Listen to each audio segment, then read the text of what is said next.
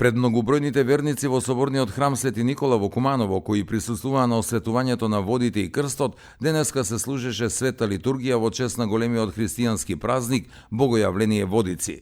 На традиционалниот чин, фрлање на Светиот крст, присуствуваа председателката на Советот на општината и представници на општинската администрација.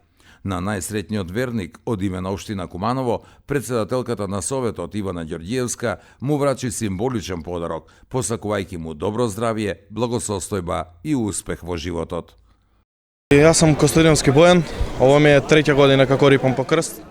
Ова година ми беше среќна, на сви Господа дава здравје, среќу, радост, берекет дома и тоа е.